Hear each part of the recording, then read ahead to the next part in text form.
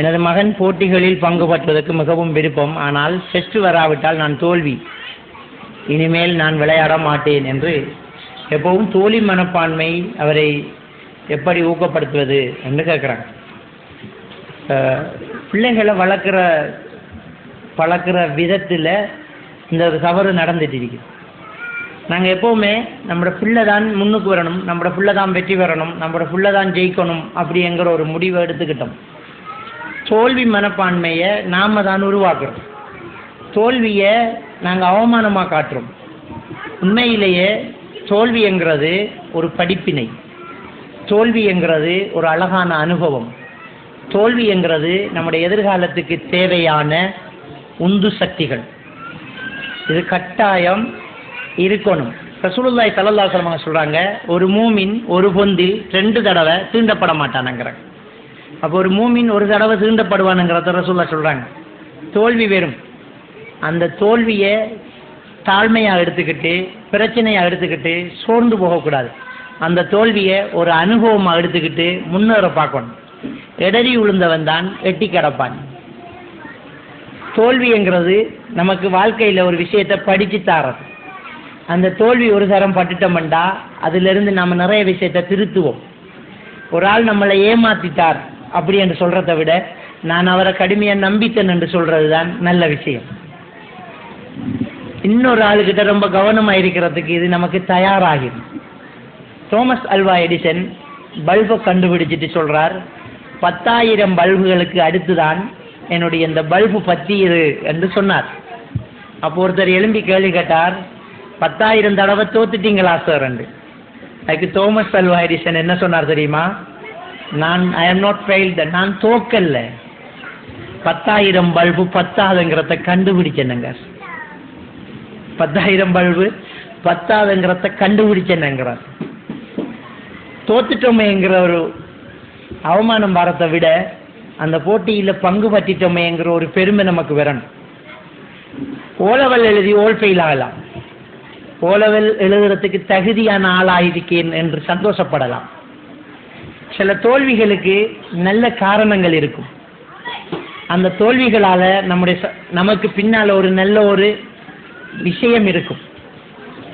நம்ம ஒருத்தர்கிட்ட தோத்துட்டோம், நம்மளுக்கு ஒருத்தர் அநியாயம் செஞ்சிட்டார், அல்லது நம்மளோட பேரண்ட்ஸ் நம்மக்கிட்ட அன்பு காட்டல, இது ஒரு தோல்வி. இது மனசை இறுக்கிக்கிட்டு இருக்கிறத விட இது நடந்ததால நான் ஒரு நல்ல தாயாகுவேனுங்கிற ஒரு நம்பிக்கை நமக்கிட்ட வரும். நம்மளோட வாப்பா இப்படி பேசினார் தானே, நான் நம்மளோட பிள்ளைகிட்ட அப்படி பேச மாட்டேன் என்கிற ஒரு வெறி வரும். நமக்கு அன்பு செலுத்தாதனால நம்ம தோத்திருப்போம். நம்மளால யாரும் தோக்கக்கூடாது, நான் அன்பு செலுத்துவேன் என்கிற ஒரு நம்பிக்கை நமக்குள்ள வரும். எனவே தோல்வி என்பது நமக்கு ஒரு வெற்றியை தாரது தான். தோல்வி என்கிறது நமக்கு ஒரு நல்ல அனுபவத்தை தாரதான். அதில் சந்தோஷப்படணும். வாழ்க்கையை படிக்கும் என்று நம்ம நினைக்கணும். வாழ்க்கையை படிக்கும் நினைக்கணும். பிள்ளைகளை வளர்க்கும் போது தோல்வியை அவமானப்படுத்தாதீங்க. விளையாட விடும்போது நாம் என்ன நினைக்கிறோம்டா, எந்த பிள்ளை தான் பெட் பிடிக்கணும், எந்த பிள்ளை தான் பெட்டை பிடிக்கணும், எந்த பிள்ளை போல பிறக்கிறான் என்று நாம் நினைக்கும். அப்படி இல்லை, மாற்றி மாற்றி ரவுண்டில் விளையாடணும். ஒரு தரம் நம்மட பிள்ளை போல் மாற்றணும், ஒரு தரம் நம்மட பிள்ளை போல் பிறக்கணும். இது சகஜ மகன் என்று சொல்லி பழக்கணும். நீங்கள் தோத்துட்டீங்கன்னு சொல்கிறத விட தாத்தா வெண்டுட்டா மகன் என்று சொல்லி சலான் சொல்லணும். தாத்தா வெண்டுட்டா, விஷ் பண்ணு தாத்தாக்கு அப்படிங்க. அப்போ அவர் இன்னொரு ஆள் வென்றதை சந்தோஷமா அனுபவிக்கிறதுக்கு நாங்கள் பழக்கணும். கூடுதலாக பிள்ளைகள் பாதிக்கப்படுறது ஸ்காலர்ஷிப்பில். என்னை பொறுத்த வரைக்கும் இந்த ஸ்காலர்ஷிப் எக்ஸாம் என்கிறது பிள்ளைகளுக்கு செய்கிற மிகப்பெரிய ஒரு அநியாயம். விளையாடுற, துள்ளி குதிக்கிற, சந்தோஷமா இருக்கிற, வாப்பாடம் அடிக்கப்படுகிற, உம்மாட வகுத்துக்க சுருண்டு படிக்கிற, ஓடி திரிகிற இந்த பருவத்தை டியூஷன் என்று ஆட்டோவிலையும் ஆசிரியர்கிட்டையும் மாற்றி மாற்றி விட்டுக்கிட்டு இருக்கோம். இந்த 10 வயசுலேயும் 9 வயசுலேயும் அந்த பிள்ளைங்களுக்கு விளையாட நேரம் இல்லை. அந்த பிள்ளைங்களுக்கு பாப்பா உமாவோட இருக்க நேரம் இல்லை. பாப்பாவை பார்த்து 1 வருஷம் ஆகுது அந்த பிள்ளைக்கு. உமாவோட கழிச்சுக்கிட்டு இருந்து எவ்வளவு நாள் ஆகுது அந்த பிள்ளைக்கு. குர்ஆ மதரசாவை கட் பண்ணி போட்டு ஸ்காலர்ஷிப் ஓட விடுறோம். ஸ்காலர்ஷிப் ரிசல்ட்ஸை வச்சுட்டு தொழில் எடுக்கலாமா? ஸ்காலர்ஷிப் ரிசல்ட்ஸை வச்சுட்டு நீங்கள் யூனிவர்சிட்டி போகலாமா? ஒன்றுமே இல்லை. உப்புச்சப்பில்லாத ஒரு எக்ஸாம் அது. அந்த எக்ஸாமில் பாஸ் ஆகிறது பிள்ளைகள் இல்லை, பேரண்ட்ஸ் பெருமை அடிச்சுக்கிறாங்க. அநியாயம் அந்த பிள்ளையோட விளையாட்டு பருவத்தை வீணாக்குறோம். அந்த வயசு திரும்ப வராது. எனக்கு ஒரு பிள்ளை இருந்தால் நான் அப்படித்தான் செய்வேன். விளையாடுறான் எல்லா நேரம் ஸ்கூலு, டிவிஷன், வகுப்பு, சாப்பாடு, நிறுத்து மறு டிவிஷன், வகுப்பு, விளையாடுற வயசு. விளையாடு ஸ்கூல் கலைஞ ஒரு வகுப்பும் இல்லை, ஓடு விளையாடு. விளையாடுற டைமில் பிள்ளைகளை விளையாட விடணும். நம்ம பக்கத்தில் வச்சுட்டு இருக்கிற டைமில் பக்கத்தில் வச்சுக்கணும். பிள்ளை எங்கேயாவது கூட்டிகிட்டு போகிற டைமில் பிள்ளைய கூட்டிக்கணும். அந்த வயசும் அந்த பருவமும் திரும்ப கிடைக்காது. வெல்லணும் வெல்லணும் வெல்லணும், நீ பாஸ் ஆகுற தோத்தா என்ற மூஞ்சிலே முடிக்காதுன்னு சொல்லி பிள்ளை அனுப்புகிறோம். கொஞ்சம் மார்க்ஸு குறைஞ்சா அந்த பிள்ளை மார்க்ஸு குறைஞ்சதுக்கு அழல, பாப்பா உமா கண்ட கனவு வீணா போச்சு தான் பிள்ளை காத்துது. அதுக்கு பிறகு நாம் ஆர்வம் சொல்ல பார்க்குறோம், பிள்ளை அடங்குதில்லை. இலங்கையில் போன வருஷம் O level ரிசல்ட்ஸ் அவுட் ஆனதுக்கு பிறகு 2 முஸ்லீம்கள் தற்கொலை செய்ய போகிறாங்க. அந்த 2 முஸ்லீம் பிள்ளைகளும் ஃபெயிலானாக்கள் இல்லை, எதிர்பார்த்து B வந்த பிள்ளைகள். அதை தாங்க இல்லாமல் சூசைட் பண்ணுற அளவுக்கு நிலைமை போய்த்தோம். அந்த பிள்ளையோட வாழ்க்கையை எக்ஸாம் நாம காட்டி விட்டோம். இல்லைம்மா இது ஒரு சிம்பிள், லெவலா ஃபெயிலா ஒன்றும் இல்லைடா, அதில் ஒன்றும் இல்லை. எக்ஸாம் எழுதும் பிறகு நம்பிக்கை விட்டுங்க. எக்ஸாம் எழுதி ரிசல்ட்ஸ் வர்றதுக்கு முன்னே தைரியப்படுத்துங்க. எழுதிட்டீங்க தானே, அல்லாட விதி எப்படி அப்படித்தான் பெறும். நீங்கள் ஃபெயில் என்றாலும் எங்களுக்கு ஒன்றும் இல்லை, அது ஒன்றுமே இல்லைம்மா. உங்களுக்கு எது நல்லமோ அதான் நல்லா தருவான். நீங்கள் ஒன்றும் பயப்படாதீங்கன்னு பிள்ளைய என்ன ரிசல்ட்ஸ் இருந்தாலும் முகஞ்சொலிக்காதீங்க. பாரு ரிசல்ட்ஸ் எடுத்திக்க, அவ்வளோ பாரு எப்படி அது மாஷா அல்லா, நாங்கள் எதிர்பார்த்ததை விட கூட எடுத்திக்கான்னு சொல்லுங்க. இந்த முறை ஸ்காலர்ஷிப்பில் 125 எடுத்துட்டு பிள்ளை 25 எடுத்திருக்கலாமே, நீ இன்னொரு 25 எடுத்துக்கலாமே, என்ன பிள்ளை நீ மகள் 100 விட கூட எடுத்திருக்கீங்க, பாஸ் நீங்கள் 100 விட கூட எடுத்திருக்கிறீங்க, வெரி குட். அதுக்கும் கிஃப்ட் கொடுங்க. சில ஸ்கூல்களில் என்ன செய்வாங்க, ஸ்காலர்ஷிப்பில் விடுவாட்ட பிள்ளைகளுக்கு ப்ரைஸ் கிவிங், மற்ற பிள்ளைகள்லாம் கண்ணீர் சிந்திக்கிட்டு இருக்குது, அவமானப்படுத்திட்டு இருக்கோம். அந்த ஃபங்க்ஷனே பிள்ளைன்னு நான் சொல்கிறேன். கொடுக்குறா இருந்தால் ஸ்காலர்ஷிப்பில் பங்கெடுத்து இவ்வளவு நாளாக படித்த பிள்ளைகள் எல்லாருக்கும் சமனான ஒரு கிஃப்ட் கொடுங்க, மனசு சஞ்சலப்படாது. இது பாஸ் ஆன 4 பிள்ளைகளை பரிசு கொடுக்கக்கூட பாஸ் ஆகாத 32 பிள்ளைகள் அழுதுகிட்டு இருக்குது, அநியாயம் செஞ்சுக்கிட்டு இருக்கிறோம். சின்ன பிஞ்சி மனது, அதுக்கு என்ன படிப்பு எனக்குறோம்? அந்த 10 வயசுல என்ன எக்ஸாம்? ஏன் இவ்வளோ பெரிய அவமானத்தை கொடுக்குறோம்? நான் இதை எக்ரி பண்ணவே மாட்டேன், கவுன்சிலராக சொல்கிறேன். இந்த ஸ்காலர்ஷிப் எக்ஸாமை நான் விரும்பவே இல்லை, கூடாது. அதுக்கு ப்ரைஸ் கிவிங் அந்த ஸ்கூலில் வைக்கிறது மற்ற பிள்ளைகள் செய்த அநியாயம். கொடுத்தா எல்லாருக்கும் கொடு, இல்லாட்டி விடு, வழங்கிட்டா. இந்த விஷயத்தில் கவனமாக இருங்க, பிள்ளைகளுக்கு மோட்டிவேஷன் பண்ணுங்க. எக்ஸாம் எழுதும் வரைக்கும் நல்லா செய்யணும்னு சொல்லுங்க. முதலாவது ஆளுக்கு வரணும் என்று மட்டும் சொல்லிடாதீங்க. எல்லாரும் முதலாவது ஆளுக்கு வருமா? அதுதானே, நல்லா எழுதுங்க மகள், நல்ல திறமையா எழுதுங்க, அல்ஹம்துலில்லாஹ். 45 மார்க்ஸ் எடுத்த பிள்ளை எப்படி பாராட்டுறது? நம்ம ஆக்களை பழக்க முடியும். ரிசல்ட் சீட்டை கொண்டாந்தோன்னே 95 எடுத்திருக்கும், 85 எடுத்திருக்கும், 75 எடுத்திருக்கும், 70 எடுத்திருக்கும், 65 எடுத்திருக்கும், அதெல்லாம் கலக்கிறல்ல. 35 எடுத்ததுக்கு கடுமையாக திட்டிகிட்டு இருப்போம். இன்னடா நீ 35 எடுத்திருக்க, இன்னடா நீ செஞ்ச போட்டை விட்டுட்டேன்னு சொல்லுவான். டெஸ்ட்டுக்கு 95 எடுத்ததை வெரி குட் பண்ணினீங்களா? மாஷா அல்லாஹ் 95 எடுத்தீங்க மகன், வெரி குட்.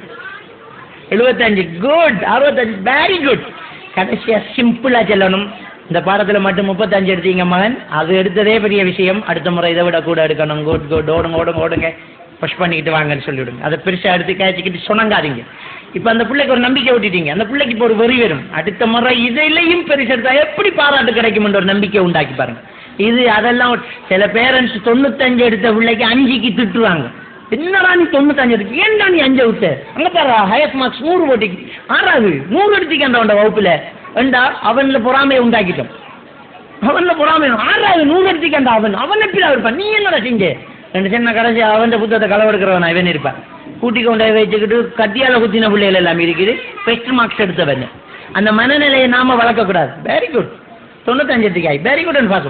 45 எடுத்துக்காய், குட். அடுத்த முறை இதை விட கூட இருக்கணுமா, இதுக்கு மட்டும் டியூஷன் அனுப்புறேன் நான், வெரி குட். அப்படிதான் இருக்கணும். பாராட்டுங்களேன், மோட்டிவேஷன். பிள்ளைகளை பாராட்டுங்க, பிள்ளைகளை தூக்கி கொடுங்க. அந்த பிள்ளைகளுக்கு ஏழும் என்று சொல்லி பாருங்க. நபிகள் நாயகம் ஸல்லல்லாஹு அலைஹி வஸல்லம் அவங்க அந்த பிள்ளைகள்கிட்ட, அந்த சஹாபாக்கள்கிட்ட உனக்கு முடியும் என்று தான் சொன்னாங்க, உனக்கு ஏழும், நீ செய்வே, இப்படித்தான் சொன்னாங்க. தடுக்கிற நேரம், பாவத்தை தடுக்கிற நேரம் ரசூலுல்லாஹ் முட்டையா தடுக்கல. ஜக்காத்து பொருளை திங்கிறது ஹராம் ரசூலுல்லாஹ்வோட குடும்பத்துக்கு. ஈச்சம்பழத்தை எடுத்து பேரப்பிள்ளை தின்னுட்டார், ரசூலுல்லாஹ் கண்டுட்டாங்க வாய்க்குள்ள ஈச்சம்பழம் ஹராம், நபியோட குடும்பத்துக்கு ஹராம். ஓடி போய் வாய்க்குள்ள விரல போட்டு அந்த ஈச்சம்பழத்தை பக் பக் பக் பக் துப்புங்க துப்புங்கன்னு சொன்னாங்க, துப்பிட்டார். தின்னக்கூடாதுன்னு சொல்லலை, தொற்றக்கூடாதுன்னு சொல்லலை. அல்லா தாரிஃப் அன்னா லா நகுல் ஹதா, மகன் உங்களுக்கு தெரியாதா, இதை நாம சாப்பிடக்கூடாது. நாம உங்களுக்கு தெரியாத மகன் இதை நாம சாப்பிடக்கூடாது.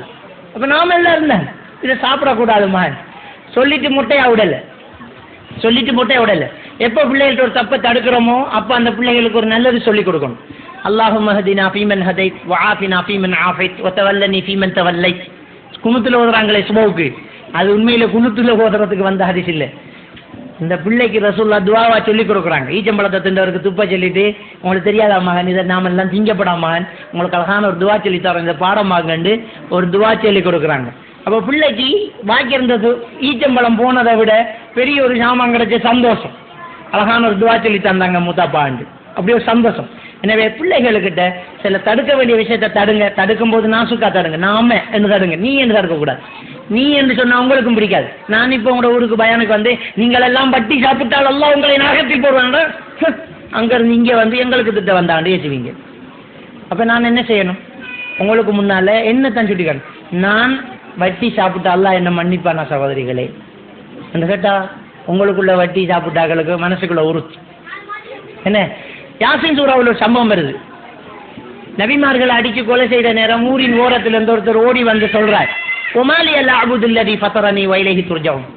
ஏண்டா உங்களை படைச்ச ரப்ப நீங்க வணங்காம இருக்கிறீங்கன்னு கேட்கல. அவர் வணங்குறவர், அல்லாஹ்வை வணங்குறவர், அல்லாஹ்வை வணங்காத ஆளுகிட்ட எப்படி சொன்னார் தெரியுமா? உமாலி அல்ல அபுதுல்லதி ஃபதரனி, என்ன படைச்ச ரப்ப நான் ஏன் வணங்காம இருக்கணும்னு கேட்க. அவர்ல வாலியத்துக்கு வச்சு கேட்க. அப்பதான் மனசுக்கு படும். எப்பவுமே நாங்க பாசிட்டிவா பேசணும், பிள்ளைகளுக்கு பட மாதிரி பேசணும், பிள்ளைகளுக்கு அது மனசுல இறங்குற மாதிரி பேசணும். ஏதோ தடுக்கிறோமோ அப்ப இன்னொன்றை தூக்கி வைக்கணும். எனவே பிள்ளைகள் ரிசல்ட்ஸ் எடுக்கல, விளையாட்டுல ஃபெயில் என்றா அதுல உள்ள நல்லது 4 சொட்டி போட்டு தான் அடுத்து சொல்லணும். நீங்க விளையாடி நீங்க நல்லா ஃபர்ஸ்ட் கோல் உங்களோட கோலா தான் இருந்துச்சு, நீங்க நல்லா ரன் பண்ணினீங்க, உங்களை மாதிரி எல்லாரும் இருந்திருந்தா உங்களோட டீம் வின் பண்ணிருக்கும். Very good. இப்ப பிள்ளைக்கு வென்றதாக தான் போகும், விளங்கிட்டா? அடுத்தது நீங்க இப்ப விளையாட்டுல களத்துல இறங்கி முதல் தடவை விளையாடிக்கிறீங்க, தோல்வி இல்ல மகன் முக்கியம், நீங்க அனுபவப்பட்டீங்க. இனி எப்படி விளையாடுறது உங்களுக்கு கூச்சம் பறந்துருக்கும். அடுத்தது நீங்க அஞ்சரிக்க போறீங்க, இதுக்கு கொடுத்து வச்சுக்கணும். இந்த கிரவுண்ட்ல இறங்காதாக்கள் எவ்வளவு இருக்காங்க, 4 நல்லதை சொல்லுங்க, அதை தோல்வியா வழங்காது பிள்ளைக்கு. எனவே தோல்வி மனப்பான்மை இல்லாம பிள்ளைகளை வளர்க்கறது மட்டும் இல்லாம நாமளும் வளரணும். அல்லாஹ் நம் அனைவருக்கும் அந்த பாக்கியத்தை தந்தாள்வானான். قد تنام حلمكم من مثلكم قد حاز من دنياه حفظا للكتاب فلتخبروا من بعدكم من داركم أن العطايا حفظ أين واكتساب